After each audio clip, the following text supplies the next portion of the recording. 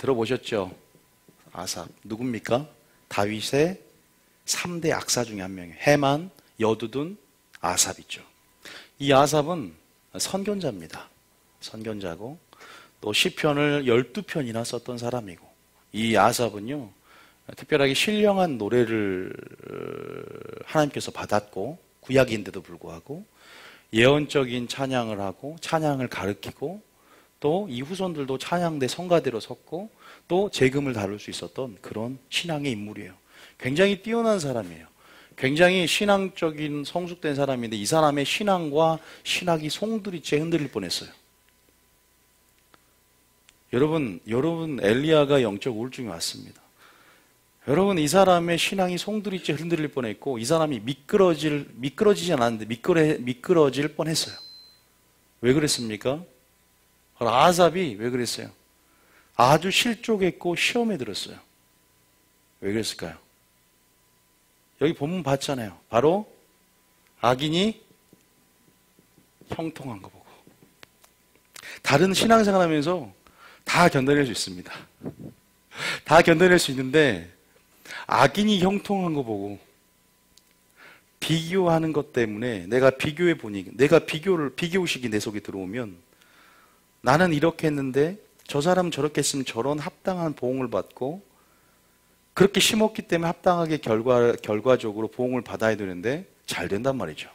장수하고, 배가, 사촌이 땅을 사니까 배가 아프다 못해 어떻게 돼요? 창자가 꼬이고 도저히 숨을 쉴 수 없는 상태. 내가 하나님을 신뢰하지만 송두리째 나의 신학과 신앙이 흔들리는 그러한 상태를 고백하고 있습니다. 아삽이 어떤 사람이었는지를 여러분 말씀드리는 거예요. 오늘 거기에 대해서 하나님의 우리의 반응, 특별하게 저는 오늘 두 가지의 반응을 말씀드릴 텐데, 악인이 하나님께서 형통할 때 뭐 하지 말라? 분명히 잠언에 많이 나오는데 부러워하지 말라 그랬어요. 그리고 또 악인이 형통할 때가 있으면 넘어질 때가 있죠. 넘어질 때가 있으면 비웃지 말라 그래요. 오늘 이 말씀에 대해서 오늘 깊게 한번 들어가 봅시다. 한번 성경적으로 성경을 한번 깊게 들어가 봤으면 좋겠어요. 그 전에 갑자기 이 설교하니까 갑자기 생각나는 사람 떠오르죠? 원래 눈 딱 감을 때 생각나는 사람이 나이슨풀이에요. 자, 용서할 수 없는 사람 생각해보자. 눈 감고 딱 생각했을 때 그 사람이 생각나면 내가 해결해야 할 사람이에요. 아직까지 내가 해결하지 못한 어떤 부분이 있는 거죠. 저도 있어요. 눈 딱 감으면. 오늘 악인의 형통에 대해서 하기 전에 먼저 악인의 정의, 악인과 의인의 정확한 정의가 서야 됩니다. 저희 설교는 항상 그냥 이렇게 하는 설교가 아니에요. 항상 구원론의 회복과 함께 패러다임의 전환을 좀 맛볼 수 있는 새로운 개념들이 여러분 적용이 됩니다. 우리가 흔히 악인 그러면 이제 여러분들이 생각을 딱 했을 때, 우리가 세상에 있는, 그러니까 교회 밖이죠. 교회 밖에 세상에 있는 그러한 양심이 하나님의 법으로 빚어지지 않은 그런 무신론자라든지 하나님을 마음에 두기를 싫어하는 자들, 그죠? 그런 자들이 악인이라고 생각을 합니다. 맞아요. 일단은 첫 번째로는 그러한 무신론자, 하나님을 마음에 두기를 싫어하고 하나님의 존재를 어떻게 해요? 부정하는 자들이 있어요.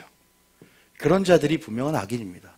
이런 자들은요, 이미 요한복음 3장 18절에 보면 이미 세상에 있을 때 심판을 받았다라고 말을 합니다. 중요한 것은 제가 거기에, 여러분 악인 그러면 그렇게만 생각하니까 문제가 있어요. 악인 그러면 마치 이스라엘 백성처럼 선지자가 왔을 때 심판당할 거야 라고 했을 때, 난 하나님의 선민이고 이방인들, 선민 밖에 있는 그런 사람들이 심판을 당할 거라는 착각에 빠져 있었거든요. 그 악인들의 규정을 자기 선민이 아닌, 교회에 다닌 사람들이 아니라 교회 안 다닌 사람들이 악이라고 생각을 해요. 그런데요, 바꿔야 됩니다. 세상에도 악이지만 교회 안에 분명하게 성경 전체적으로 악인과 의인을 나눕니다. 한 가지 예를 들면, 우리가 마태복음 25장에 보면 양과 염소 비유가 나와요. 그죠? 마지막 심판대 앞에서 결론이 뭐예요? 의인은 영생에 들어가고 악인은 영벌에 들어가리라 라고 결론을 맺어요. 그래서 염소는 왼쪽, 양은 오른쪽에 서죠. 그런데 뭐요? 거기다 언제 제가 주님이 헐벗고 굶주리고 나그네 되고 매를 맞을 때 가난할 때 제가 언제 그렇게 하지 않았습니까? 주님을 다 믿었고 인정했고 그런 사람들. 그런데 바로 나는 누구냐? 지극히 작은 자고 네 이웃이 바로 나였다라고 밝힌 장면이 나옵니다. 여러분, 가인과 아벨 제사도 마찬가지고 가인과 아벨도 똑같이 하나님께 소제를 드렸고 똑같이 예배를 드렸던 사람들이에요. 우리가 다시 한번 이 택한 자 언약을 맺고 이 언약 66권의 말씀을 믿는 자에게 성령이 오늘 교육에 하시는 음성을 들을지어다 그러면서 우리에게 주시는 말씀을 드려야 돼요. 우리는 교회 안에 악인과 의인을 나눌 수 있는 이 개념을 나눠야 돼요. 그러면 악인 그러면 세상 무신론자와 존재를 부정하는 자들도 있지만 교회 안에서 악인은 어떤 의미가 있는지 정의를 분명하게 내릴 수 있어야 돼요. 교회 안에서 악인은 뭔가 성경에서 전체적으로 이제 말할 수 있지만 특별하게 제가 중고등부를 가르치면 세 가지를 말씀드립니다. 먼저 에레미야 2장 19절, 느헤미야 1장 7절, 시편 119편 53절 이 세 가지 한번 읽어보고 공통점이 뭔가 한번 찾아볼게요. 에레미야 2장 19절 악이 너를 징계하겠고 내 반역이 너를 책망할 것이라. 그런즉 내 하나님 여호와를 버림과 내 속에 나를 경외함이 없는 것이 악이요 고탕인줄 알라. 주 만군의 여호와의 말씀이니라. 무엇이 악이라고요? 내 속에 나를 경외함이 없는 것이 악이다. 뭐가 없는 것이 악이다? 경외함이 없는 것이 악이다. 택한 자 이스라엘 백성을 택했고 그들 안에 경외함이 없는 것이 아니다. 이 경외함이 없다는 말은 다시 말해서 느헤미야 1장 7절에도 이렇게 말합니다. 느 1장 7절에 보면 한번 읽어보겠습니다. 아시는 말씀이지만 성경적으로 명시된 것을 한번 읽어보자 이거죠. 시작. 주를 향하여 크게 악을 행하며 주께서 주의 종 모세에게 명령하신 계명과 율례와 규례를 지키지 아니하였나이다. 악을 행했다 그러죠. 어떤 악이냐? 바로 경외라는 것은 주의 계명을 지킨다는 뜻인데 계명, 율례, 법도 같은 말이에요. 다 이게 모세가 준 계명, 율례, 법도 다 같은 용례로 쓰여요. 틀린 말이 아니라 다시 말해서 하나님의 계명을 지키지 않는 것. 그죠? 마지막으로 시편 119편 53절 읽어볼까요? 시편 100 이거 먼저 정리를 해놓고 제가 말씀드릴게요. 시편 119편 53절입니다. 시작. 주의 율법을 버린 악인들로 말미암아 내가 맹렬한 분노에 사로잡혔나이다. 우리 세 가지만 적어볼게요. 율법을 버렸다. 우리가 하나님과 언약 관계를 맺었습니다. 그래서 구원의 목적은 언약을 맺기 위해서예요. 하나님께서 언약을 맺었다는 것은 하나님과 관계를 말합니다. 그래서 언약은 관계다. 언약의 하나님 여호와 하나님만 예배하는 백성을 하나님께서 창조하고 또 이스라엘 백성이 나는 여호와라고 출애굽기에 말하면서 이제 하나님이 계명과 율례의 법도를 주면서 이것을 지키는 것이 바로 나의 소유고 나의 백성된 증거이며 바로 이것이 나를 경외하는 것이다 라고 말하면서 다시 말해서 창조의 목적을 부인하는 것이고 하나님을 떠나는 거예요. 물고기가 물속을. 이것이 뭐다? 악이라고 말을 합니다. 이것이 악이라고 이 스스로의 고통이라고 말해요. 반대는 뭘까요? 의인은 뭘까요? 이제 명시된 감사 신명기 6장 25절 이것만 이렇게 좀 성경 찾아보고 우리가 한번 우리 삶 깊숙이 한번 들어가 봤으면 좋겠어요. 자, 6장 25절입니다. 시작. 우리가 그의 명령하신 대로 이 모든 명령을 우리 하나님 여호와 앞에서 삼가 지키면 그것이 곧 우리의 의로움이라 할지니라. 우리가 뭐 하면요? 우리가 하나님께서 신명기니까 언약을 주셨고 언약 안에 머물러서 끝까지 예수님께 붙어 있고 예수님께 계명을 지키면 우리가 뭐예요? 그것이 우리의 의로움이다. 명령대로 행하면 그것이 우리의 이 의로움은 우리의 의로움은 아니고 하나님의 의로움이겠죠. 예수님의 의로움이겠죠. 다시 말해서 이게 의인이다. 다시 말해서 교회 안에서 악인과 의인이 나눠진다 그랬어요. 세상이 아니라. 쉽게 말하면 가인은 악한 자에 속했어요. 예배드리죠. 그죠? 아벨도 있었어요. 아벨은 의인이라고 말합니다. 그러나 요한일서 3장 12절에 보면 가인은 악한 자에 속하여 악을 행했다 그럽니다. 왜 가인의 예배를 안 받았냐? 소제를 들어서가 아니라 바로 악인의 제사를 하나님께서 뭐한다? 싫어하시기 때문이에요. 악인이었기 삶이 예배가 되지 않았기 때문에. 다시 말해서 잠언 15장 8절에 정확하게 나와 있습니다. 여기까지 악인과 개념을 좀 말씀을 드리려고 했어요. 자, 잠언 15장 8절까지 한번 읽어볼게요. 잠언 15장 8절. 자, 잠언 15장 8절. 시작. 악인의 제사는 여호와께서 미워하셔도 정직한 자의 기도는 그가 기뻐하시느니라. 여러분, 악인의 제사라고 말을 합니다. 다시 말해서 교회 안에서 제사를 드리는 건데, 창조의 목적이 제사를 드리고 나의 성도를 내 앞에 모으라. 그들은 제사로 나와 언약을 맺었다. 하나님 받으시는 예배가 있고 받지 않은 예배가 있다는 것을 가인과 아벨 예배를 통해서 우리가 배운 적이 있었습니다. 다시 말해서 우리가 이 개념을 분명히 알고 계셔야 돼요. 한 가지 말씀드리고 싶은 것은 뭐냐면요, 의인이 반드시 죄가 없는 것이 의인이 아닙니다. 의인일지라도 죄가 없어서가 아니라 의인은 죄를 돌이키는 자가 의인인 줄 믿으시기 바랍니다. 의인이라고 죄가 없는 자가 아니에요. 그러나 악인은 그 악으로 말미암아 멸망당합니다. 그래서 악인이에요. 우리가 그걸 알고 계세요. 그러면 교회 안에서 우리가 배 아픈 것도요, 세상 사람들이 잘 되는 것, 그것은 어느 정도 참아낼 수 있습니다. 그러나 교회 안에서 하나님을 경외하지 않고 지키지 않고 율법을 버렸는데도 하나님께서 징계하지 않고 축복을 주는 것 같은 그런 악인의 형통, 그것은 어떤 상태일까? 영적인 실상을 보고 그 상태는 어떤 상태일까 우리가 한번 보자 이거예요. 일단은 교회 안에서 악인과 의인의 개념 아시겠죠? 이것을 조금 공부하는 차원으로 제가 칠판으로 설명해 드렸고, 본격적으로 그러면 이 아삽이라는 하나님의 선견자, 이 궁중 악사였던 이 아삽이 시편을 12편에 썼던 이 아삽이 대단한 사람이 그렇게 신앙과 신화가 송두리째 흔들릴 만한 악인의 형통이, 이 악인의 형통이라는 것이 어떤 상태일까? 이 악인의 형통이라는 것이 어떤 상태인가? 여러분, 한 가지 말씀인데, 형통은 누가 준다 그랬습니까? 하나님이 주세요. 그죠? 형통의 근원은 바로 하나님이십니다. 형통은 하나님이 주시는데, 그러면 악인의 형통은 하나님이 주시는 겁니까? 여러분, 하나님이, 우리가 정말 우리 형통도요, 참 형통이 있어요. 하나님이 함께 하심으로 뭐한다? 요셉이 형통하였더라 그래요. 악인은 하나님께서 함께 하기 때문에 형통한 것이 아니에요. 참 해 아래에서 솔로몬처럼 참 헛되고 말이 나올 정도예요. 심지어는 배가 아프고. 자, 근데 이것을 뭐라고 하냐? 하나님 보시기에 죄라고 말을 합니다. 자, 우리가 성경을 읽어봐야 돼요. 잠언 21장 4절. 자, 잠언 21장 4절. 성경에서 악인의 형통은 뭐가 된다고요? 죄가 된대요, 죄. 자, 일단 펴보세요. 잠언 21장 4절. 시작. 눈이 높은 것과 마음이 교만한 것과 악인이 형통한 것은 다 죄니라. 믿습니까? 악인의 형통은 죄라고 말을 합니다. 여러분, 지금 악인의 형통의 상태는 어떤 상태냐면요, 하나님이 이끌어 주신 형통의 개념이 아니라 지금 이것은 하나님의 뭐의 결과입니까? 무관심의 결과입니다. 내가 하나님이 없는데 굉장히 잘 돼요.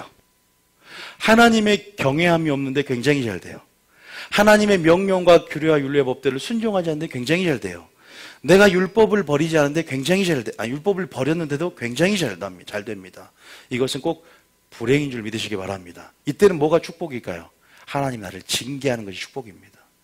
나를 채찍질하는 것이 축복인 줄 믿으시기 바랍니다. 다시 말해서 하나님이 없는 형통은 진짜 형통이 아니라는 거예요. 이것은 하나님의 무관심한 결과고, 이 영적인 실상들을 가만히 묵상하면 뭐 어떤 거예요? 모래가 있습니다.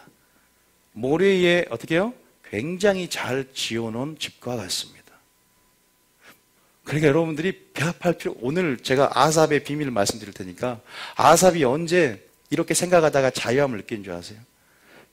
항상 진리는 우리에게 자유함을 줍니다. 하나님을 아는 것은 우리에게 자유함을 줍니다. 바로 악인의 종말을 깨달았기 때문이에요. 우리가, 제가 모리에 잘 지은 집을 하고 있는데요, 아까 그 아삽 시를 잠깐 다시 한번 넘어가 봅시다. 시편 몇 편이었습니까? 13편. 우리가 이것을요 전해줄 수도 있어야 돼요. 여러분들도 이 말 듣고 깨우치면서 자유함을 느끼지만, 이렇게 악인의 형통함으로 배 아파하고 많이 물어올 거예요. 아니 예수 믿어도 소용없더라. 야 누구는 이 집사는 그렇게 했는데 섬기는 게 헛된 거 아니냐? 라고 물어볼 때 여러분들이 거기에서 답을 해줄 수 있어야 돼요. 아니 이것은 실존적인 물음이에요. 이건 삶의 실제적인 우리의 이따가 하박국도 잠깐 보겠지만 하박국이 하나님 앞에서 신앙 변증서인데 하박국은 물어요. 하나님께 왜 유다 사람들은 그렇게 죄를 짓고 강포를 행하고 겁탈을 하며 유다 사람 그렇게 죄를 짓는데 왜 심판을 하지 않습니까? 하나님이 대답해 줍니다. 내가 갈대아에서 사람 일으켜서 바벨론으로 그들을 침략할 것이다. 또 물어요. 아니 하나님 하박국 2장에 보면 1장 마지막에 보면 왜 바벨론은 그렇게 우리보다 악한데 왜 이방 나라를 하나님 택하신 또 민족을 또 왜 치러 오십니까? 왜 바벨론이라는 사탄을 믿는 자의 도구로 사용하십니까? 또 물어요. 실제적인 거예요. 우리가 하박국도 시험 들 뻔했어요. 이렇게 믿음의 선진인데 미끄러질 뻔한 이게 뭐 가장 뼛속까지 신앙생활에 흔들릴 수 있는 게 바로 악인의 형통이라니까요. 다른 건 다 참아낼 수 있을 것 같아도. 여기에 대한 물음들을 어떻게 하라는 줄 아세요? 일단 하박국 잠깐 보겠지만 시편 12편 다시 봐. 시편 13편에 아까 제가 어디 들어갈 때 깨달았다?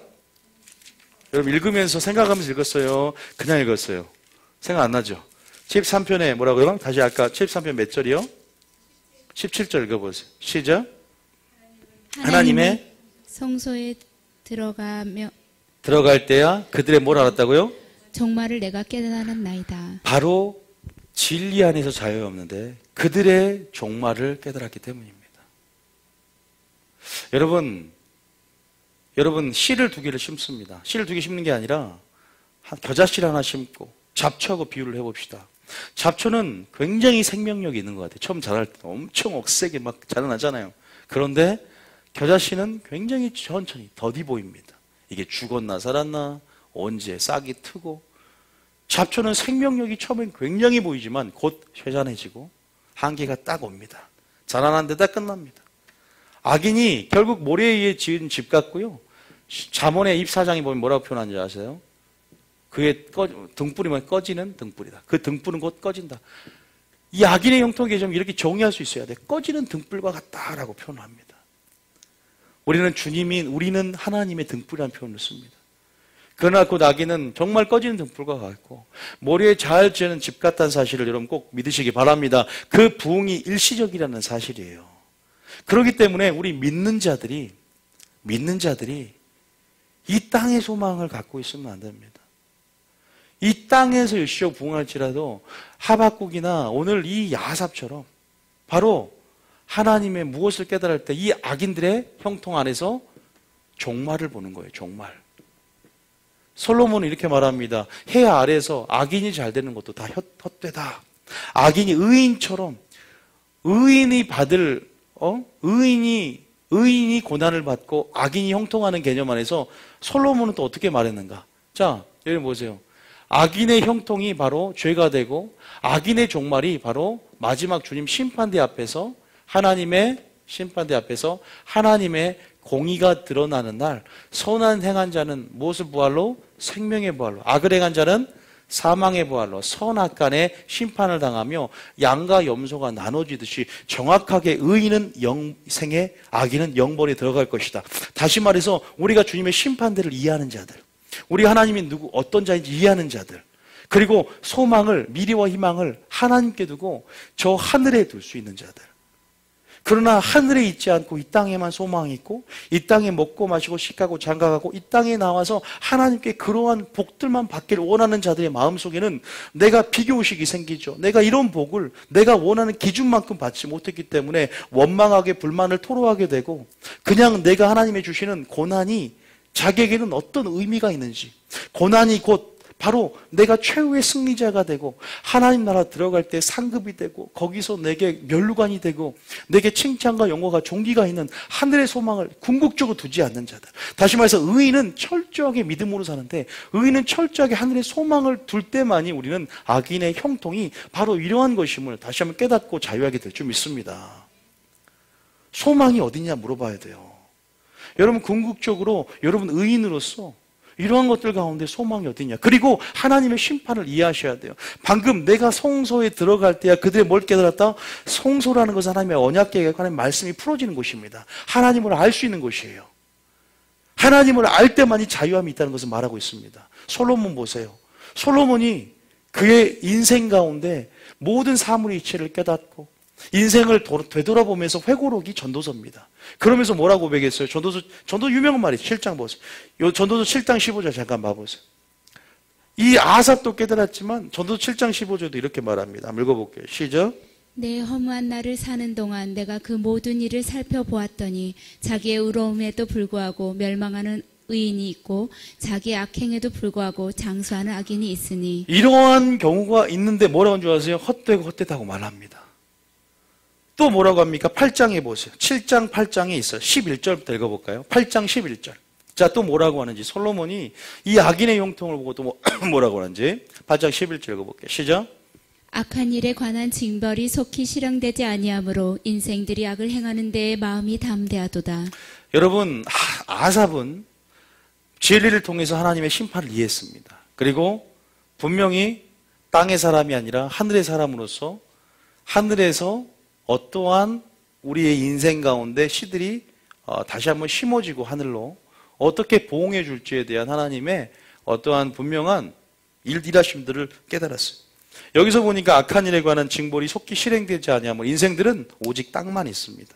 오직 축복만 있습니다. 악을 행하는데 뭐에 마음이 담대합니다. 지금 제가 말한 건 세상 사람들 포함하지만 교회 안에서 마찬가지예요. 교회 안에 하나님께 소망을 두지 않는 사람도 있습니다. 실제적으로 하나님의 존재에 대해서 부정하는 사람도 있어요. 교회 다니면서도 하나님은 믿지만 천국이 있다는 것을 확실하게 믿지 않는 사람들이 몇 프로인 줄 아세요? 50% 이상입니다. 충격적이지 않습니까? 교회 다니는데도 천국이 있는 것에 종교성으로 다니는 거지 천국이 있다, 지옥이 있다라는 것을 믿는 사람들이 반 이상이 안 된다니까요. 얼마나 제가 충격을 받은 줄 아세요? 깜짝 놀랐어요. 교회 다니면서. 우리는 심판대를 누구보다 잘 알고 저희 교회는 심판에 관한 말씀을 그래서 마지막 때는 분명한 심판에 관한 말씀이 심판에 관한 도가 들어와야 우리가 자유함을 얻어요.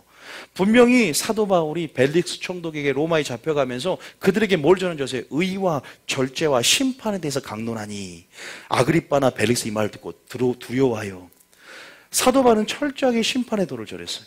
이걸 빼먹으면 안 됩니다. 왜? 심판을 전한다는 것은 무슨 말이에요? 회개하라 천국이 가까웠느니라. 하나님의 심판의 메시지를 전해야만이 또한 회개와 천국이 가까웠느니라는 세례요한과 예수의 메시지들을 궁극적으로 전할 수 있는 거예요. 모든 사도와 선지자들이 말한 궁극적인 설교 말씀의 주제가 뭐예요? 하나님의 심판에 관한 거예요. 종말론적인 심판. 그런데 그것을 모르니까 영적인 무지 가운데 모든 기준은 자기에 있고 형통과 행복 기준은 자기에게 있고 악한 일에 관한 징벌이 속히 실행되지 아니하므로 인생들이 악을 행하되 마음이 담대하도다. 자, 12절 읽어보세요. 계속 14절까지 시작. 죄인은 100번이나 악을 행하고도 장수하거니와 또한 내가 아노니 하나님을 경외하여 그를 경외하는 자들은 잘 될 것이요. 솔로몬이 이런 모든 것들 결론을 뭐는지 아세요? 그냥 하나님을 경외하고 그의 모든 명령을 지킬 자들. 그래서 사람의 아니 너는 아무것도 신경 쓰지 마 하나님만 바라보라 이 말이에요. 그리고 악인은 잘 되지 못하고 장수하지 못하거니와 아니 장수할지라도 잘 될지라도 이는 뭐다? 그림자와 같다. 이 말이 천국에 소망이 없는 사람들이 들을 것 같습니까? 우리야 천국에 소망이 있기 때문에 그런 부분에서 철저하게 천국을 생각하셔야 돼요. 저 사람은 하나님께 많이 심주하는데 왜 이렇게 잘 거둘까? 저 사람은 저렇게 하지도 않는데 왜 이렇게 자녀가 잘 될까? 때로는 저 사람은 정말 잘 되지 않아야 하나님의 공의가 드러나고 하나님의 선하심이 드러날 텐데 저 사람 때문에 더 실족하겠어. 이거 신앙생활에서 나와요. 저도 그런 적이 있는데요. 철저하게 우리가 자 보십시오. 여러분 끝나고 어떤 마음이 드는지 아직 반도 안 했으니까 이는 하나님을 경외하지 아니함이라. 넘어가 주세요. 14절에 시작. 세상에 행하지는 헛된 일이 있나니 곧 악인들의 행위에 따라 벌을 받는 의인도 있고 의인들의 행위에 따라 상을 받는 악인도 있다는 것이라. 내가 이르노니 이것도 헛되도다. 솔로몬이 이러면서 어떻게 결론했습니까? 이게 중요하죠. 전도서 12장 13절입니다. 전도서 12장 13절 14절. 결국 사람의 본분에 대해서 말하고 거기에 따라서 심판에 대해서 그리스도의 심판을 같이 연결해서 설명하죠. 13절입니다. 시작. 이래 결국을 다 들었으니 하나님을 경외하고 그의 명령들을 지킬지어다. 이것이 모든 사람의 본분이니라. 여러분, 하나님만 경외할 수 있습니까? 어떠한 상황에도 환경에도 하나님을 경외하기 위해서 우리는 창조된 줄 믿으시기 바랍니다. 우리는 하나님의 명령을 지키기 위해서 창조된 자들. 그게 우리의 위치고 그것이 우리의 즐거움이 되어야 되고 그것이 피조물로서 우리 위치고 그것이 율법의 준행자로서의 우리 위치며 그것이 너의 행복을 위하여 네 명령과 규례와 율례와 법들을 지키라 하지 않느냐. 우리 행복인 줄 믿으시기 바랍니다. 그게 형통 아니겠습니까? 왜? 14절에 결국 이 땅의 심판이 더딜지라도 이 땅의 심판을 유보할지라도 14절에 하나님은 모든 행위와 모든 은밀한 일을 어디 간에 심판하리라? 선악 간에 심판하겠다는 거예요. 다시 말해서 선악을 나눌 수 있어야 됩니다. 교회 안에서 의인과 악인을 나눌 수 있어야 됩니다. 의인은 선으로 대표되고요, 악인은 악으로 대표됩니다. 이 심판의 기준을 잘 알고 있어야 돼요. 그래서 제가 아까쯤에 심판 기준인 교회 안에 악인과 의인을 말했고 교회 안에서 선악을 분명히 알고 계셔야 돼요. 모든 행위와 은밀한 일을 이제는 하나님이 드러날 것이고 어두운 데 모든 것들이 빛 가운데 드러날 것이고 다 하나님께서 은밀한 것도 다 빛 가운데 노출될 날이 올 것이다. 그런데 솔로몬은 깨닫고 이렇게 고백했지만 이 영적인 암흑시대 400년 동안 영적인 무지가 판치는 시대가 있었어요. 바로 하나님을 아는 지식이 없어 이 땅에 하나님의 지식이 떨어지고 하나님의 영광도 하나님의 지식도 없는 그때에 어떤 신앙생활 하느냐, 교회 안에. 마치 교회 안에서 하나님 말씀이 제대로 풀어지지 않고 인본주의적으로 말씀이 흘러가고 교회가 종교가 되고 교회가 사교 모임과 그냥 친목단체 위주 흘리는 교회 가운데 이러한 물음이 있을 수 있습니다. 말라기 3장입니다. 3장 10절입니다. 이건 더 심한 경우입니다. 말라기 3장 10절입니다. 여러분이 이 정도까지는 안 될 줄 믿어요. 자, 10절이 아니라 6절부터. 자, 6절부터. 아니, 또 올려보세요. 저 더 올려보세요. 자, 3절. 쭉쭉쭉쭉. 3장인가요? 10. 헛되는 것이 섬기는 것이 헛되다 몇 장이래. 말라기. 3장 13절이네요. 죄송해요. 13절에. 시작. 여호와가 이르더라 너희가 완악한 말로 나를 대적하고도 이르기를 우리가 무슨 말로 주를 대적하였나이까 하는도다. 제가 말라기하고 하박국을 좀 보고 이야기를 마칠 텐데 중요한 것은 보세요. 우리가 지금 아하사의 시를 살펴봤습니다. 그리고 전도서도 잠깐 맛을 봤습니다. 지금 말라기를 보면요, 말라기는 하나님 앞에서 하나님께서 화가 나셔서 네가 나를 공경하지 않으면서 언제 네가 공경하지 않았다고 하는데 이스라엘 백성은 내가 언제 공경하지 않았습니까? 아니, 공경하지 않았다 그러면서 쫙 설명해 주는 변증서처럼 그렇게 말합니다. 여기서 마찬가지예요. 내가 주님을 완악한 말로 대적했는데 주님이 그렇게 말하고 있고 열정의 실상을 보여주고 있는데 언제 제가 주님을 대적했습니까? 저 신앙생활 잘하고 있습니다, 하나님. 자, 그 다음 14절 볼까요? 어떻게 대적했냐? 14절입니다. 시작. 이는 너희가 말하기를 하나님을 섬기는 것이 엇되니 만군의 여호와 앞에서 그 명령을 지키며 슬프게 행하는 것이 무엇이 유익하리요. 여러분, 신앙생활하면서 이런 고백이 나올 겁니다. 나올 때가 있을 거예요. 뭐 찬양팀 해보고 예를 들어서 봉사 해보고 예를 들어서 뭐가 있을까요? 교회 안에서 굳이 해보고 해봐도 소용이 없더라. 왜냐하면 축복이 안 온다 이거죠. 내가 원하는 어떤 결과, 인과응보적인 결과, 상업적인 마음이 들어서 하나님께 이렇게 했는데 심었는데 안 거둔다 이거죠. 내가 원하는 식의 어떠한 보상이 안 따른다 이거죠. 그리고 내가 이렇게 해봐도 그렇게 안 하는 사람이 잘 되더라 이 말이야. 형통과 축복의 개념을 완전히 세상적인 가치에 지배를 두고 있어요. 그런데 누가 그걸 깨달았어요? 아까 솔로몬은 그 이치를 깨달았다니까요. 악인처럼 그렇게 고난을 당하는 의인이 있고 의인처럼 상을 받는 악인이 있다. 이것도 해 아래서 헛되도다. 이렇게 고백할 수 있냐 이 말이죠. 여기서 뭐라고 합니까? 내가 하나님 앞에 하나님을 섬기는 것도 헛되고 내가 하나님의 명령을 지키며 슬프게 행하는 것이 무엇이겠냐면, 그런데 우리는 네 행복을 위해서 명령과 규례와 율례와 법도를 지키라 하지 않았냐 그랬잖아요. 신명기 10장 13절에는. 분명히 순종하면 행복이 온다는 거예요. 순종하면 언약 안에 머물러서 하나님께서 언약의 축복을 아브라함처럼 준다고 했는데 안 나타난다 이 말이에요. 믿음의 눈이 닫혀있고 하나님의 보이지 않는 섭리를 인정하지 못하고 나의 하나님의 때를 신뢰하지 못하고, 물론 성경적으로 말하면 굉장히 멋있는 말들이 많이 나옵니다. 하나님의 섭리, 하나님의 때, 하나님의 경륜, 이런 모든 하나님에 대한 부분들과 하나님에 대한 심판의 부분들을 알지 못하기 때문에 눈이 가려져서 육적인 눈만 띄어져 있고 행복과 형통과 그런 기준들이 자기 중심적으로 비교하려는 비교의식 안에서 사단의 전략 가운데 넘어진 거예요. 사단은요, 악인의 형통에 주목하게 만들어서 스스로 무너지게 만들어요, 그리스도인들이. 그게 마지막 사단의 전략이에요. 사단이 악인들을 잘 되게 막 해. 그래갖고 봐라, 스스로 우리 가운데 그것을 주목하게 하고 무너지게 만드는 게 사단의 전략입니다. 우리는 믿음의 눈을 열어야 돼요. 사단을 볼 게 아니라 보이지 않지만 하나님의 침묵, 이런 고난, 여기서 믿음의 눈을 열어야 됩니다. 하나님이 주실 축복들, 날 연단시키고자 하나님의 의도들, 감옥에 있지만 형통케 될 수 있는 요셉의 삶, 여기서 믿음의 눈을 열고 하나님의 주권적인 섭리를 인정하면서 나가야 되는데, 지금 이런 고백들이 실존적인 고백이에요. 하나님 성경이 헛되다 이거예요. 뭐 11조 생각하는 것도 마찬가지로 다 이거 아무것도, 이거 내가 돈 베렸다, 돈 이거 헛된 낭비다. 아니, 하늘에 쌓이는지 내가 어떻게 알아? 내가 축복 지금 오히려 11조 한 다음부터 자식들도 안 되고 남편도 안 되고 누비뉴교회 다닌 다음부터 더 이상하게 꼬이는데 분명히 이러려. 분명히 이거 아니 물론 다 그런 게 아니라 어떤 사람들은 영적으로 승승장구하신 분도 있어요. 근데 어떤 분들은 누비뉴교회 다닌 다음부터 갑자기 애들이 아프대요. 애들이 아프고 갑자기 남편이 제가 뉴비전 교회를 다녀서 그렇습니까? 그렇게 물어보신 분이 있었어요. 아니, 뉴비 다음부터 그런다는 거예요. 기가 막히고 코가 막히고 나중에 충동증이 걸리더라고요. 기가 막히고 코가 막혀서 거기에서 그렇게 찾아내더라고요. 사람은요, 자기가 그런 거예요. 여러분, 자 보세요. 뭐라고 하냐? 주님 뭐라고 대답하는지 봅시다. 잠깐 보세요. 자, 왜냐? 15절에 그 이유가 이거래요. 시작.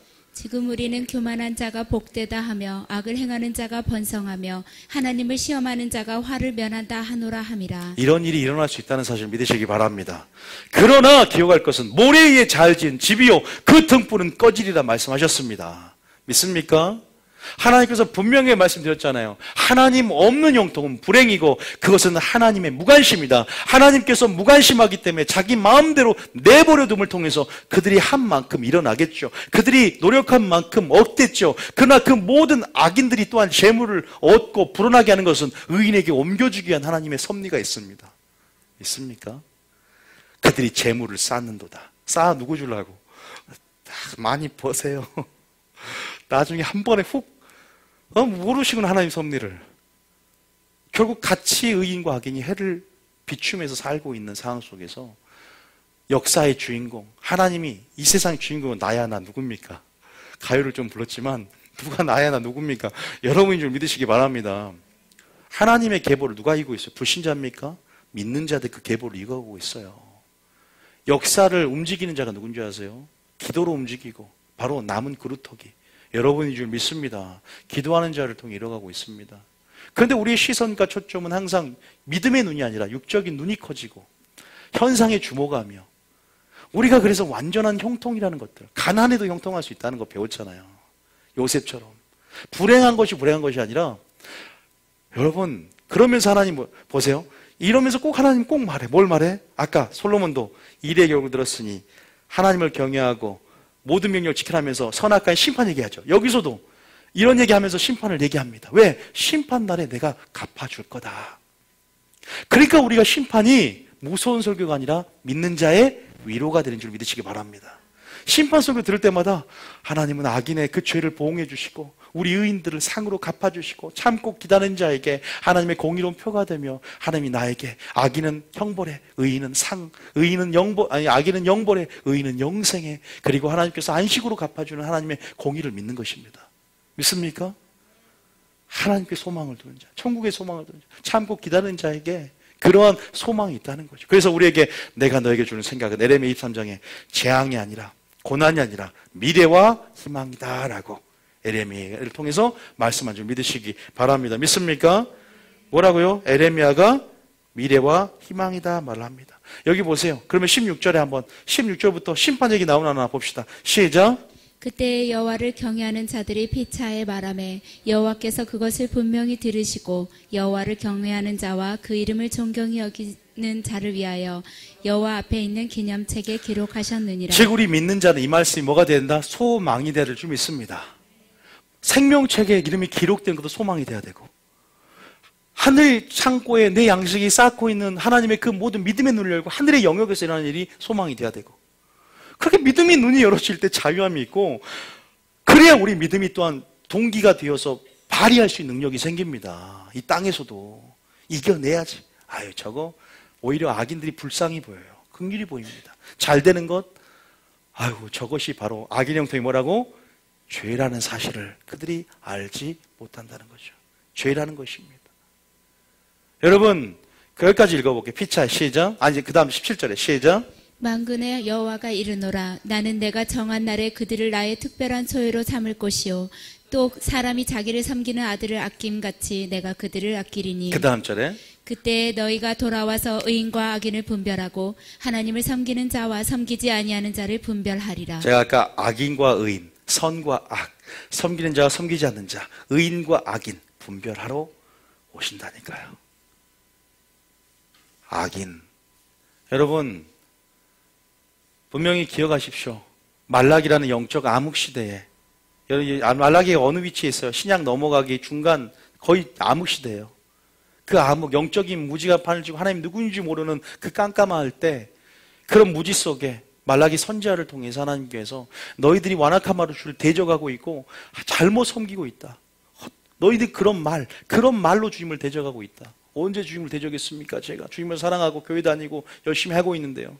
여러분, 우리가 그런 생각으로 그렇게 실족하며 또 아하삽처럼 그렇게 실족하며 우리가 무엇을 바라봐야 되는가? 우리가 그런 악의 형통을 봐야 되는가? 아니면 우리가 하나님께 주목하고 하나님 말씀에 주목하고 아하삽이 성소에 들어가서 하나님 그들의 종말을 깨달을 때 자유를 얻듯이 솔로몬처럼 그러한 자유함을 얻으시기 바랍니다. 그런 깨달음을 얻으시기 바랍니다. 헛되고 헛된 그 깨달음을 얻으시기 바랍니다. 인생들이 악을 행하는데 심판이 더디함으로 인생들이 악을 행하는 게 담대하답니다. 그러나 뭐라고 해요? 전도서 11장 9절에 우리 중고등부는 징하게 했던 구절이죠. 전도서 11장 9절에 시작. 청년이여 내 어린 때를 즐거워하며 내 청년의 날들을 마음에 기뻐하여 마음에 원하는 길과 내 눈이 보이는 대로 행하라. 다시 말해서 네 마음대로 행하라 그래요. 네 마음대로.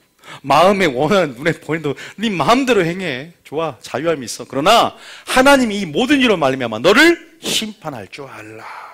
한 번 죽는 것은 정한이 지어 그에는 심판이 있으니 성은인 자는 생명의 부활로 악을 행한 자는 심판의 부활로. 이미 세상 사람들은 요한복음 3장 18절에 세상 심판을 당했다. 그러나 교회 안에 내가 심판할 때가 이르니 의인과 악인을 나눌 것이고 의인 중에서 악인을 골라내겠다. 마태복음 13장에 나온 말입니다. 의인 중에 악인을 골라내겠다. 이 말이 주님 오실 때 되면 확연하게 빛 가운데 드러날 텐데 이제 우리가요 완악한 말로 주님을 대적하지 마시기 바랍니다. 우리가 솔로몬처럼 빨리, 좀 늦게 고백했지만 우리는 빨리 고백해서 하나님을 다만 하나님을 경외하고 그의 모든 명령을 지키는 것, 이것이 우리의 본분인 줄 믿으시기 바랍니다. 하박국이 깨달았어요. 똑같이 깨달았어요. 여러분 보세요. 에레미야도 의인의 고난 때문에 울었죠. 하박국도 웁니다. 아삽도 웁니다. 이 믿음의 사람들이 왜 그럴까? 너무 고난이 심하다 보니까. 이게 왜냐하면 실존의 문제고, 실존의 문제. 사람이 너무나 또 고난당하면 이런 물음이 생기는 것 같아요. 실제적으로. 아무리 말씀이 있고 붙잡아도요, 너무 고난이 심하고 너무 악인이 잘 돼봐봐. 그러면 여러분 지금 하박국도 그래요. 하박국은 시작하자마자 불만을 어떻게 토로하면서 어떻게 신한 병증을 하나님과 질문하고 하나님이 대답하고, 하나님이 질문하고 대답하고, 1장 2장이 그런 내용인데 하박국이 3장에 눈이 확 깨달았지. 믿음의 눈이 확 열립니다. 마치 아삽이 성소에 들어가서 그들의 종말을 깨달은 것처럼 하나님의 섭리 안에서 하나님의 이제 믿음의 눈이 열려서 아버지가 어떻게 인도하는 섭리 가운데 이제 하나님께서 어떻게 그들을 다룰지를 알게 되니까 하박국 3장은 3장까지도 있는데 찬양합니다. 심판을 찬양합니다. 구원의 하나님으로 즐거워합니다. 비록 외양간에 속없을지라도 감람나무에 그칠지라도 다시 말해서 심판을 통해서 땅이 황폐화되고 어떨지라도 하나님의 구원의 하나님 여호와를 즐거워하게 되면서 구원의 하나님을 즐거워하게 되면서 그 심판이 어떤 의미가 있고 하나님 모든 심판 가운데 진노 중에라도 긍휼을 베푸시는 또 모든 악을 진노하시고 믿는 자를 위로하시면서 우리 의인들은 바로 믿음으로 말미암아 사는 자들 가운데 하나님께서 역사하셔서 구원을 주신 그 하나님을 찬양하게 되는 거예요. 하박국이 그런 구조예요. 1장, 2장은 조금 하나님 질문하면서 하나님 왜 이스라엘 백성, 유다 백성의 악을 왜 그만두십니까? 난 하나님 이해 못하겠어요. 울부짖고 왜 바벨론이란 사단을 왜 믿는 자의 도구로 사용하십니까? 왜 김정은을 하나님 그 사람 계속 뚱뚱해지는데 죽지 않고 뇌혈관으로 심근경색 죽지도 않고 뚱뚱해지기만 하는데 잘 먹고 쟤는 죽지도 않아요. 꼭 보면은 정말로 빨리 죽었으면 좋겠는데 심판이 꼭 피해가고 꼭 그렇게 하나님 잘 믿는 사람들이 꼭 죽어요. 보면 우리가 이것 때문에 많이 묻잖아요. 저는 수없이 묻어요. 특히 좀 믿음이 없는 사람들 보면 질문을 엄청나게 합니다. 왜 지옥을 만들었습니까? 왜 그런 사람 하나님 보호하지 않습니까? 왜 IS에 잡혀간 사람 하나님의 능력을 보호하지 않습니까? 그런 하나님에 대해서 의심하고 성품 의심하는 거에 대해서 답을 해줘야 되잖아요. 그러면 성경적인 지식이 있어야 돼요. 그러면 그렇구나. 그러면서 손을 탁 쥐죠. 그런데 그것도 있어요. 너무 불신자면요. 하나님의 존재를 부정하고 하나님 마음에 두기 싫어하면 그것이 물음 자체가 소통이 안 됩니다. 불신자하고 얘기 자체가 안 돼요. 우리는 하나님의 섭리를 안에서 설명을 하고 있는데 어느 정도 하나님을 믿고 이제 들어오는 자들에게 설명이 돼요. 그런데 불신자들은 아예 얘기가 안 되더라고요. 그게. 왜? 나는 하나님의 존재한다는 가정하에 얘기하는 거거든요. 그런 부분들이 있어요. 그런데 자유함 없는 자들은 자유함 얻더라. 그래서 우리가 성소에 들어갈 때 종말을 깨달은 것처럼 이제 하나님께서 믿는 자들이 지옥을 준 것이 아니라 마귀에게 지옥을 줬고 우리 하나님께서 우리 십자가의 피로 우리를 죄에서 구원했지만 우리가 자유의지를 가지고 종노릇함을 통해서 마귀의 하수인이 되고 마귀의 종이 되어서 따라갈 뿐이다. 하나님은 우리가 심판당하는 원하는 것이 아니라 늘 용서당할 준비가 있고 심판당하는 것이 주님은 괴롭기 때문에 선지자를 보내고 그러나 그들의 말을 듣지 않으면 그들이 공의 한계를 넘어서서 죄의 유혹 가운데 넘어져서 마귀를 따라가는 것이지 어쩔 수 없구나. 부모가 자식을 버릴 수는 없지만 자식이 스스로 낭떠러지에 떨어 죽을 수 있고 스스로 독을 먹어 죽을 수 있다는 것이다. 얘기를 해주죠. 그렇구나. 뭔지 아십니까? 지사님 왜 웃어요? 개콘서트 그만 보세요 이제. 자, 어쨌든 그런 부분에서 이렇게 말씀하세요. 말 한마디면 너를 심판할 줄 알라. 전도서가 말하죠. 그래서 하박국은요 깨닫습니다. 아삽도 진리 안에 믿음의 눈을 뜨고 자유함을 얻고 하박국도 1장, 2장, 3장까지 되는 2장에 이렇게 고백합니다. 2장 14절인가요? 자, 하박국 2장 14절.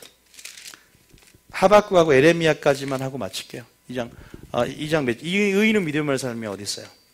제가 방금 말하는 게 전체 구조예요. 여러분 집에서 읽어보세요. 2장 몇 절이죠? 오직 의인은 믿음을 살며 몇 절이에요? 4절. 예? 4절 읽어보세요.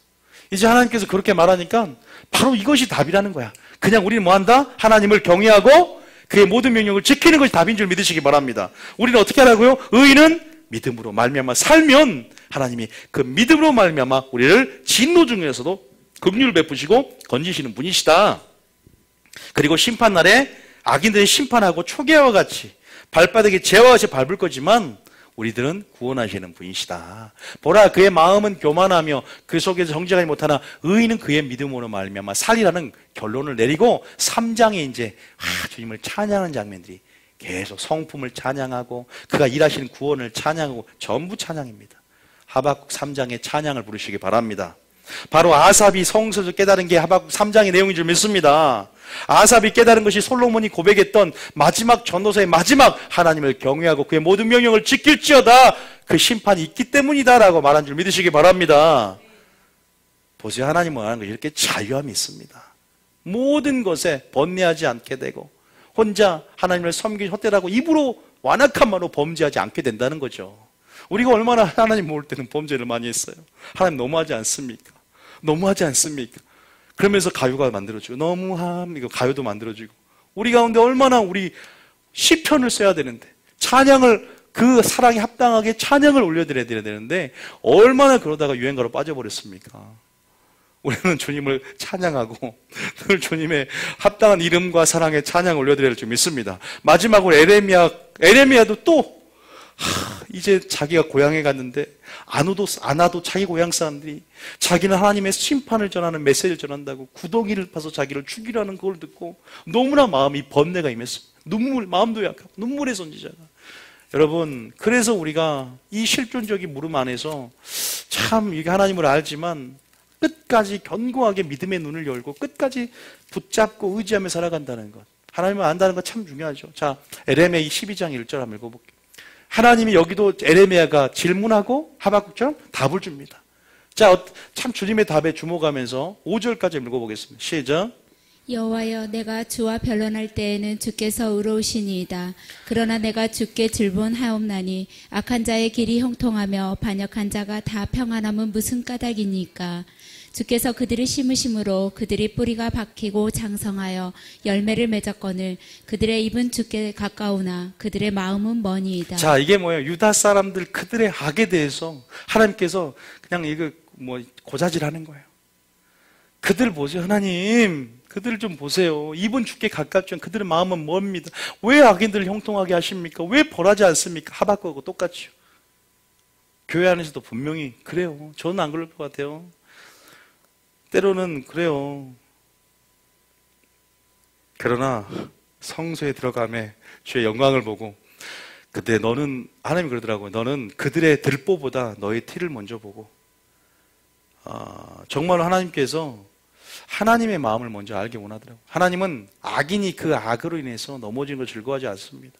그 악에서 돌이키며 하나님의 구원받기를 원하시는 하나님의 마음. 참, 이 요나가 니느웨 성을 니느웨 성이 무너졌으면 좋겠죠. 우리를 대적하는 니느웨 성이 무너졌으면 좋겠다고 생각했지만 하나님은 그 니느웨 성을 아꼈다는 것. 요나가 성이 납니다. 성질이 납니다. 끝까지 하나님 마음을 모른 채 그렇게 전도를 했지만 그 마음이 저의 마음이 아닌가. 우리 모두의 마음이 아닌가. 우리 모두 주님의 마음을 품어야 될 줄 믿습니다. 악인에 대한 마음들. 그래야 주님이 영혼을 향한 마음을 알게 되고 진짜 주님의 마음을 품고 우리가 하나님 나라를 확장할 수 있는 자가 될 거예요. 3절에 보면 여호와께서 나를 아시고 나를 보시며 내 마음이 주를 향하여 어떠함을 감찰하오니 양을 잡으려고 끌어내는 것 같이 그들을 끌어내시되 죽일 나를 위하여 그들을 구별하옵소서라고 하나님께서 얘기를 해요. 자, 4절에 하나님이 언제 5절에 대답하거든요. 언제까지 이 마음이 슬퍼하며 이 땅이 슬퍼하며 온 지방의 채소가 마르리까 짐승과 새도 멸절하게 되었사오니 이는 이 땅 주민이 악하여 스스로 말하기를 그가 우리의 나중일을 보지 못하리라. 정말 악하게 대답합니다. 근데 5절에 이렇게 대답합니다. 시작.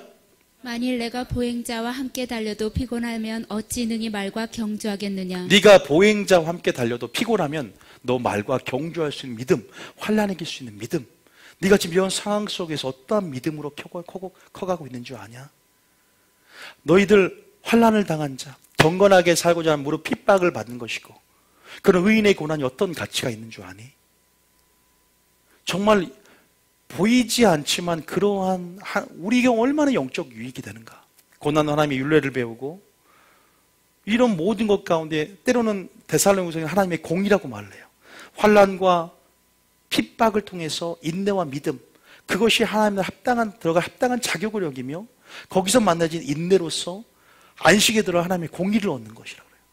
여러분, 그런 부분에서 우리가 또한 말과 경주할 수 있는 믿음으로, 그런 큰 믿음으로 커가는 것, 연단되어지는 것들, 그런 섭리가 하나님이 있다는 거죠. 또 내가 평안한 땅에서는 무사려니와 요단강 물이 넘칠 때 환난이란 말이죠. 어찌 되겠느냐. 다시 한번 우리를 하나님 보이지 않게 다듬어 가시고 만져가시는 하나님이시라는 거죠. 여전히 하나님의 섭리가 이렇게 우리 가운데 작용하고 있음을 믿음의 눈을 열고 너희가 볼 때 너는 정말로 환난 가운데 주님 오실 때 영광과 큰 존귀를 얻기 위해서 그 소망을 하나님께 두느냐, 천국에 두느냐, 아니면 이 땅에서 환난을 피하고 그냥 교회 생활하면서 그냥 축복과 번영을 누리며 거기에만 만족할 것이냐. 우리는 소망을 주님께 두며 우리에게 미래와 희망을 주신 하나님을 알고 저 천국에 또한 위의 곳에 우리의 마음을, 우리의 뜻을 두어야 될 줄 믿습니다. 여러분, 그렇게 하십시오. 오늘 믿음의 선진들의 악인의 형통함에 대한 질문과 우리가 어떻게 반응할 것인가에 대해서 잠깐 보았습니다. 믿음이 좋은 사람도 이런 고백을 하는 걸 보고, 나는 신앙생활 하면서 그런 완악한 말로 대적하며 신앙의 회의에 빠지진 않았나, 영적인 침체에 빠지진 않았나, 이런 일로 인해서.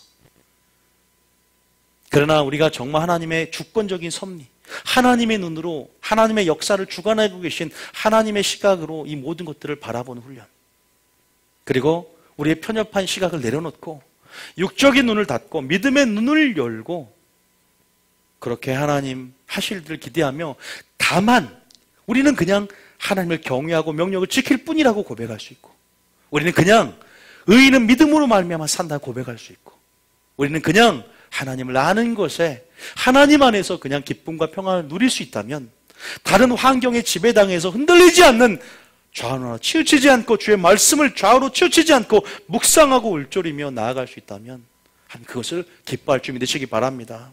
하나님은 여전히 바벨론을 도구로 쓰고 있습니다. 마지막 사탄을 도구로 쓰십니다. 적그리스도를 통해서, 마지막 사단을 통해서 의인과 악인을 나누고 알곡과 쭉정을 나누는 데서 사단을 마지막 사용하실 거예요. 그러나 하나님의 바벨론에 있어서 하박국 뭐라고 합니까? 결국 바벨론도 그 악으로 인해서 멸망당할 것이다 라면서 하박국이 위안을 삼고 하나님을 찬양하게 됩니다.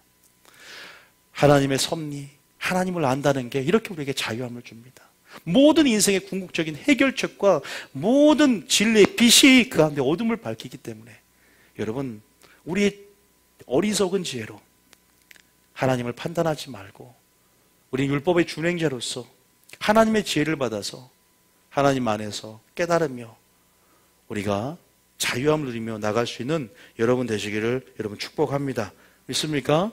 마지막 한 구절 읽고 마치겠습니다. 에스겔서 18장 1절부터 23절까지 악인을 하나님께서 어떻게 바라보시는지 다시 한번 우리가 악인들을 긍휼히 여기고 또 우리가 옳은 대로 인도하며, 우리도 악인이었던 우리가 또 그런 부분이었기 때문에 다시 한번 생각하면서 에스겔서 18장 1절부터 23절까지 읽고 우리가 이 고백 이제 하지 마시고 나아갔으면 좋겠어요. 이 사단의 전략, 악인의 형통에 주복하게 만드는 사단의 전략을 빛 가운데 파쇄하며 오늘 승리하며 나갔으면 좋겠습니다. 왜 안 틀어줘요? 18장 23절 21절. 자, 둘 시작. 그러나 악인이 만일 그가 행한 모든 죄에서 돌이켜 떠나 내 모든 율례를 지키고 정의와 공의를 행하면 반드시 살고 죽지 아니할 것이라. 그 범죄한 것이 하나도 기억함이 되지 아니하리니 그가 행한 공의로 살리라. 이게 주님의 마음인 줄 믿으시기 바랍니다. 23절에 더 있죠. 시작. 주 여호와의 말씀이니라. 내가 어찌 악인이 죽는 것을 조금들 기뻐하랴. 그가 돌이켜 그 길에서 떠나 사는 것을 어찌 기뻐하지 아니하겠느냐. 여전히 주님이 그냥 두고 계셔요. 가라지를 그냥 두라고 했습니다. 하나님은 주님 오실 때까지 심판을 유보하고 계십니다. 우리가 많은 사람 옳은 대로 인도해야 할 그러한 자들이 아니겠습니까? 우리가 항상 주님이 원하시는 그 의인의 삶으로 또 악인을 돌이켜서 옳은 대로 돌이키며, 또 우리가 그런 부분에서 흔들리지 않고 여전히 의인의 삶을 유지하며 살아가서 여러분이 됐으면 좋겠고요. 악인의 형통에 대한 우리의 반응, 그리고 또 1분이면 끝나지만 악인이 또 넘어질 때 즐거워하거나 부러워하거나 절대 기뻐하지 마시기 바랍니다. 그것이 하나님의 명령이기 때문인 줄 믿으시기 바랍니다. 악인의 형통도 부러워하지 말아야 되지만 악인이 넘어질 때도, 하나님은 원수가 넘어질 때, 걸려 넘어질 때도 절대 기뻐하거나 마음속으로 굉장히 즐거워하지 말라고 말씀하세요. 왜냐하면 그것이 우리 속에 있는 죄의 본성을 건드리는 겁니다. 우리의 어떤 죄성들을요 다시 한번 살아나게 만들어요. 자극시킵니다. 그래서 우리로 하여금 비교의식을 갖게 하고 충동질하여서 다시 한번 죄를 짓게 만들고 죄성 넘치는 자로 만드는 거예요. 넘어질 때 잘 됐다. 그래서 저도 한 번씩은요 힘들게 한 사람들도 있어요. 그런데 너를 핍박하는 자에서 기도하고, 오히려 우리 인간적인 감정으로는요 안 될 때도 많아요. 저도 아직까지 솔직히 제가 여러분도 있지만 힘들 때도 있었고 굉장히 미운 사람도 있었죠. 왜? 사람이기 때문에, 천사가 아니기 때문에. 그럼에도 불구하고 말씀을 생각합니다. 그리고 다만 나는 무엇을 해야 되는가, 이 말씀을 붙잡으면서 감정이 남아있을지 아니라도 입으로 고백해 주세요. 저 축복해 주세요. 사람의 감정이라도 주님께 맡겨야 되는 것 같아요. 계속 안 하려고 하지만 계속 축복하는 것처럼 행동하고 그냥 축복해 주는 때. 왜? 용서하는 것이 그 핀 숯을 악인의 머리에 두는 것이 하나님께서 그 원수를 보응할 것이라는 걸 믿고 그 심판의 주권을 내가 하는 것이 아니라 하나님께 할 것을 믿고 나는 오히려 긍휼을 베품을 통해서 하나님의 긍휼을 얻을 씨를 뿌려야 됩니다.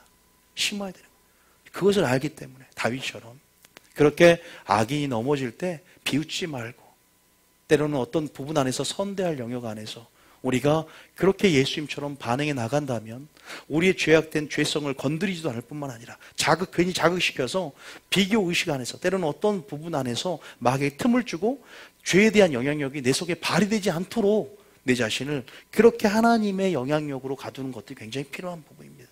말씀에 순종하는 것이 바로 그런 것이거든요. 믿습니까? 이건 실존적인 삶이니까요. 여러분들이 이제 그렇게 우리가 예수님께서 했던 계명처럼 핍박한 자를 위해서 모욕한 자를 위해서 기도하고 축복하는 그 부분들이 포함된 말이 아닌가 싶어요. 오늘 설교가 산상순의 말씀이. 그래서 여러분들이 잘 기억하시고요. 그렇게 여러분들 실존적으로 고백에 나가고 그런 하박국 3장과 같은 그런 신앙 고백이 여러분의 고백으로 나오는 축복 역사 있기를 원합니다. 자.